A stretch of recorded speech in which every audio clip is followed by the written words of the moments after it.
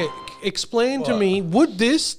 I have something that might actually convince you not to vote for the Labour Party. Mm-hmm. Labour pledges to restore funding to ABC and SBS, accusing the coalition of chipping away at public broadcasters. So what do you think about that? No, Labor's really lost its way. They used to be for the working man, but now they just... What is this refunding the channel that plays... not A-grade rugby league? Do we really need that as a public broadcaster in this day and age? I've got two questions. One, why is that a motivation? Is it that how they gonna create one job? Actually, it will create a few jobs. It'll create one job. But like the question is, does it actually affect you electorally? Like, what is the motivation behind it? Are you more likely to win? Because they actually do like it, because they're a bunch of Gen Xers and Boomers that remember who Richard Morecraft is. So it has nothing. It has nothing to do with winning elections. It has all to do with just them thinking that's good. Well, it's good for them, and it's good for. It is good for elections, because I think, despite my best efforts, 70% of the public still trusts the ABC. Now, that number should be lower than Sky News, in my opinion. Well, you know, they don't have Peter Credlin. Okay, that was going to be... spell credibility that was going to be my... Credlin. Holy shit. That was going to be my second question. Holy fuck. Do you... You can use that for one of your parties. Go on, sorry. Be honest about this one. I will, you know. Do you think that the ABC and SBS is actually worse than 9... and Sky News? Actually, I suppose I should put them in different categories. Is ABC actually worse than 9 News? I know I'm going to get a lot of blowback for this, but yes, I do. Because there's a reputation that they're not. That's the... They have a different role in the propaganda model. 9 and Sky News are there to corral different factions that would vote for the Liberal Party. Channel 9 representing the wets, Sky representing the dries. The ABC's job is to sit there and pretend that it's an alternative voice, when really it's just another less dumb 9 Fairfax. But really what it's doing is soaking up the natural voting base of the Labor Party, making them extremely despondent, because the whole point about a Labor government, and this is what Anthony Albanese's figured out, which is that you can never, ever be excited about a Labor government. You're not allowed. Every now and then they're allowed to squeak in begrudgingly because the other ones had too much of a turn, but it's never this, we're taking our country back, like what Tony Abbott got. He got this victorious fanfare, why Australia needs him. You never get that out of a Labor politician. It's just, Howard's a bit old. Oh, okay, we'll just chuck in Rudd for a bit. Oh, no, you've gone too far. And he goes out. And the ABC and SBS is crucial to that. And if you don't believe me, listen to the horse's mouth. I show you on my channel, and I have a bunch of other ones in the pipeline of all of these hosts constantly talking about how much they hate the Labor Party. They're able to sit there and talk about how great the Greens are from now until the end of eternity, but modus operandi is to sit there and say, oh yeah, the Liberals, Liberals, am I right? But Labor's shit as well. Don't forget that. Labor's terrible. Labor's just as bad as the Liberals. In fact, here's some very, isolated examples of them agreeing on policy. Oh my God, they're the same. That is something that Howard implemented into the ABC deliberately. That was part of his big culture war shift. And you can see it in, I always say this to people, go watch, Satire is a really good example of this, because Satire is that frog in the ecosystem, because you can tell how, actually free the media is by how ballsy Satire can be. You compare Satire in the 80s to Satire in the Howard era. Yeah. Even towards the end of the Howard era, because he'd really had his way with it. You tell me that is a free media ecosystem. It just absolutely isn't. There's just fear instilled into them from the Labor Party, and from Howard, And no, I don't feel sorry for them at all, because here's what they can do. Here's what every journalist with any shred of credibility, even the accountants, did at the ABC. They quit. They did something of public interest because they weren't doing anything of public interest at the ABC. So what do you think a role for a public broadcaster needs to be? Because if you're going to be dealing with politics and if you're going to be a political commentator, there is no way you could actually be perceived as neutral, because you're going to have some sort of biases. I think it's stupid to look for like this alien person that is completely on balance. I really think like you should just let commentators do whatever their opinion is. You just have a diversity of commentators. Which will never happen either. Which will never happen. But what's the role of a public broadcaster then? Plasmo.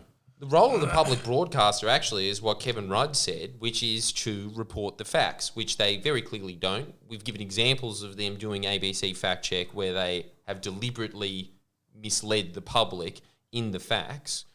We've got examples of that. You can go check them. But their traditional role is to just outline that. But unfortunately, facts do not favour the Liberal Party, which is why I hate the fact that they get this image of being the public broadcaster that's there for the public. They are a plaything of the Liberal Party, and they should just be advertising themselves as such. It's the same thing with you. I like the fact that Tucker Carlson, for instance, will say, I like Donald Trump. Good. Tell me why. That's great. I hate that type of media where they pretend that they're impartial and they're just telling it like it is. You know, as you say, it doesn't exist. It doesn't work. And this was like this is pre-Trump. This is when like Jon Stewart used to shit on CNN. And we would always talk about how they've got it completely wrong, where they're trying to be perceived as neutral. What they really should do is have commentators that actually voice that they're supporting the Republican Party or the Democratic Party, and then exactly what Jordan said, tell me why.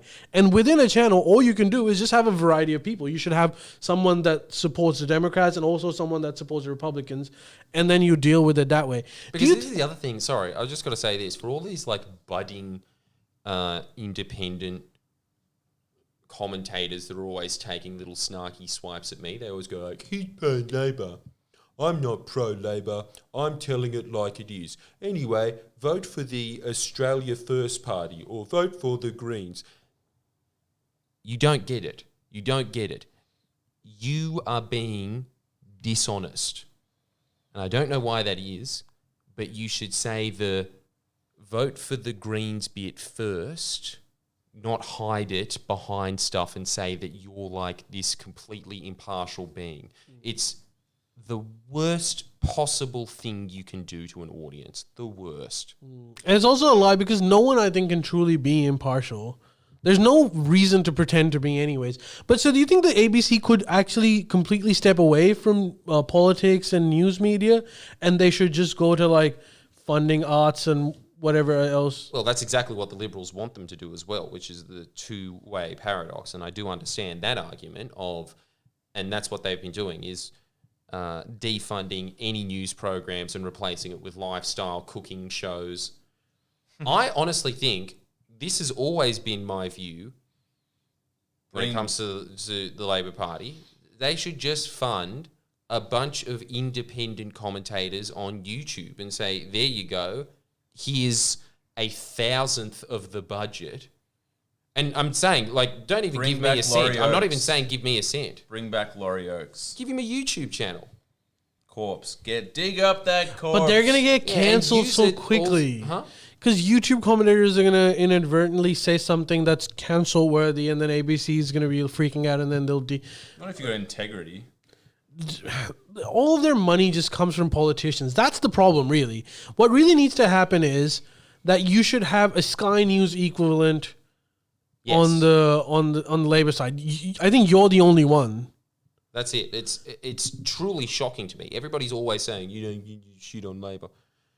What, you don't have enough choices of outlets to shit on Labor? I have to do it as well, do I? It's amazing. That's actually a really good point. Yes, dude, you should just say that. That would be a very convincing point. Don't you already... Also, he's never been paid by Labor. That's the thing where it's like paid by Labor. It's like, it's just not true. Yeah, but like he's the only. He's just being honest. Maybe a fruit basket here and there, but A fruit basket. Dude, they don't even Lazy support him when he's in I haven't, trouble. by the way. Yeah, exactly. This is the other thing. They don't support anyone. They do nothing for him. In fact, Yeah, they're the first ones what that are like disowning No, I him. know. Yeah. I know, So they, let alone money, they don't even give support when it's required. No, that's true. That's true. It's I'm with him on this one. Yeah, The clown.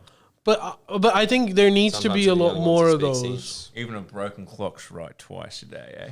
Damn. Thanks for bringing some goddamn common sense to the conversation. Oh, God. Would love a Labour media channel. At least Australians will have an option of getting that side of the story. Do you know what it is? And you know what? This is the other thing that I will say about what's happened with our channel is that, man, look, every criticism that people have of the Labor Party is the wrong one because it's all pumped by outlets that are designed to get rid of them. So every talking point that I ever get is complete bullshit, and you just can't say anything because the entire press ecosystem is constantly peddling that out, right? So the numbers are stacked against them. But look, you give me toe-to-toe coverage of what these guys get in terms of like a marketing budget, I swear to God I could win the election for them. No, not even, I wouldn't even need their marketing budget. But you just give my argument in comparison to Sky News's or 9 Fairfax's or the ABC's, and I will trounce them. I will run them into the fucking ground because it's not comparable. Sorry. No, it's fair. It's fair enough. It's such that they're so bad at informing the public and deliberately so. Do you know what the other thing is? Labour does not have the kind of balls that the coalition does. That's a big issue. When you've got like, they're talking about like a Labour Align or like a Labour version of a news outlet. If you can get that for like soccer clubs, you can do it for a fucking party. But the problem is, whenever there's like a liberal affiliated news outlet that says something that would maybe slightly egregious, they always support him. I mean, the kind of people that are in the current cabinet right now would be in jail in certain parts of the world, but they're still there. And then you've got the Labour Party, which would have like a distant person that might have said something that is like, I don't know if Taiwan is the most important issue for sure. Completely disassociating ourselves. This is not who we represent. We represent the Liberal Party. There's your problem. Like there's a massive issue with guts on one side. There is also an issue with what else are they going to do? What else can they do in that environment? They can't defend them. Well, then what's the point of having two parties then? Well, that's the point. People really don't understand how stacked in favour Liberal winning government is. It's a little bit better than Japan. And Japan is basically a one-party state. Well, I don't know, man. I really... So, like, given that that's the circumstances, and you're never going to get your voice out, like, it's getting close to that Korea is actually a fairly good one, but Singapore-Japan territory. You can't... When people are always saying, you have to be ballsy, maybe the Democrats can because they have their own megaphones, but Labor can't. Well, build your megaphones. Well, that's the stupid thing. They sold their radio stations in the 80s. What was that? I can imagine it. Some, maybe even Albo with like a rolled up sleeve with some cigarettes under there and a mullet going, that's all right. There's nothing that some good old fashioned door knocking never solved. I do not understand why they sold their radio stations. Magic beans. Magic beans. Whoever did that, they should be known as the James Scullin of the party, just the lowest of the low in terms of what they contributed. Negative. Let's find that out. And they probably were like, it was worth it, mate. We got 40 grand for that. Yeah, that's what I think. You to have no idea how many of those signs we put up on telephone poles. 30 more than usual. Yeah, we bought enough. We had enough money to refurbish half the Labor offices. Half. Yeah. I don't believe that. What is the refurbishment? You know that desk that you sit behind when somebody comes in? Well, there used to be one chair, and now there's two, just in case you had a kid or something, you know? Well, it is pretty depressing, but most people are kind of agreeing with you. That's the other thing I've noticed. The appetite amongst the Australian public for hearing bad things about the ABC has dramatically increased in the last 2 or 3 years. Well, I think there got actually worse. is a bit of this has really gone downhill, because this is the other thing about pre-Howard. Because I talked to these journalists. They all understood Chomsky's arguments. It's not like they weren't impervious to them. Obviously, just the fact that they're institutionalized, they're playing within those bounds. But they still, if you wanted to do something, there was a way to sneak it through the editorial line in the ABC. You could, as Chomsky even stated, you knew that there was a point where you could go, okay, let's just put that story out now. That existed. Howard went the next stage, which is always to get a bunch of journalists in there that believe the indoctrination when they go in. And that was your class of your Annabelle Crabbs, your Lee Sales, just these fuckwits that don't even want to talk about politics. They want to sit there and, whatever her name is, all of these, women from the North Shore that came in and really just want to talk about wine. They're all sitting there being like, hi, I'm Lee Sales and I'm pissed off I have this job. I really wanted the book club. Anyway, let's talk. What have we got on today? It was that next class, your Charlie Pickerings, all of those people. Gen X, Gen X class, because they were all picked by Howard, and it's permanently changed the ABC culture. So all these people that are harking back to, we need to get it back to the glory days. Those glory days, if it started tomorrow, will take decades. Because you have to have a cultural revolution within the institution. And that doesn't happen overnight. Damn. I'm proud for everyone, proud for everyone. I'm proud forever. Baby,